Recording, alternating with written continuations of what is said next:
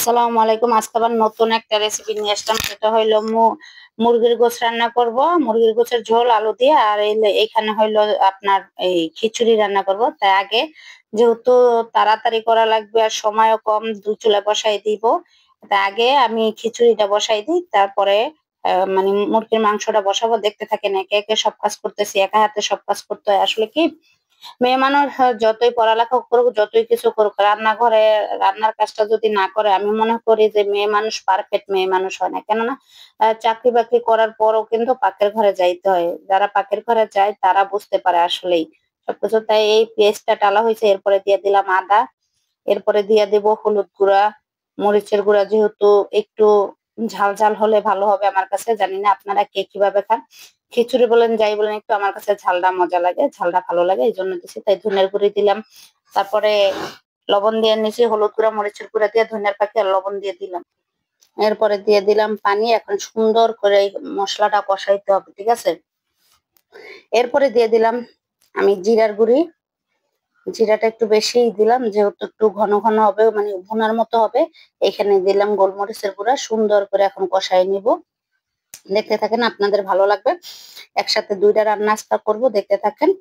তারপরে এই যে দেখেন কষাই নিয়ে কিন্তু হয়ে আসছে। এরপরে দিয়ে দেবো পোলার চাল, পোলার চাল বলে ভাতের চাল। আলু দিয়ে দেবো। খিচুড়ির মধ্যে আমার আলুটা খুব ভালোই লাগে। আপনাদের কার কাছে কেমন লাগে কমেন্টে জানাবেন।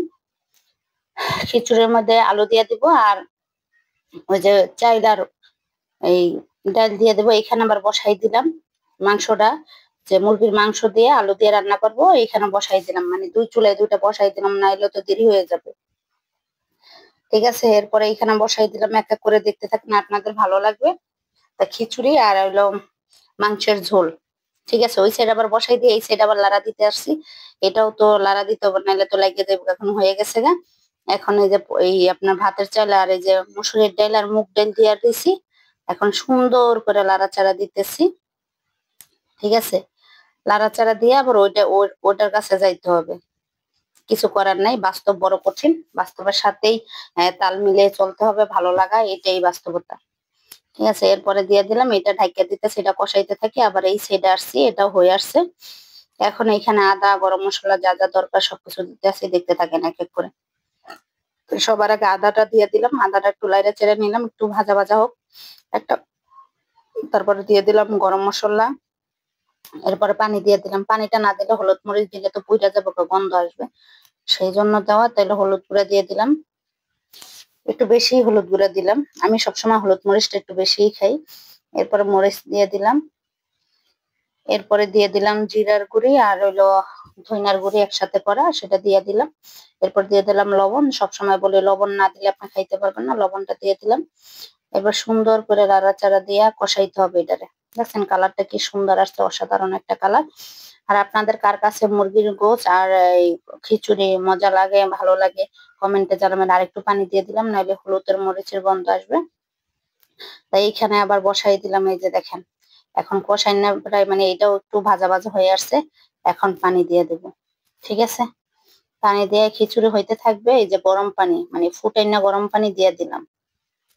এই যে ফুটাই না গরম পানি দিয়ে দিলাম। এখন লাড়াচাড়া দিয়ে রাইখা দিব। রাইখা অন্য আবার ওই যে তরকারির কাজে যাব।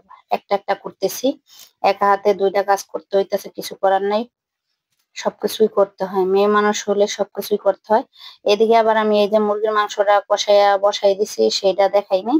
তো এই একসাথে দুইটা মুরগির রান্না করলাম, কেমন হয়েছে কমেন্টে জানাবেন। আর এই দেখেন খিচুড়িটা কিন্তু হয়ে গেছে গা।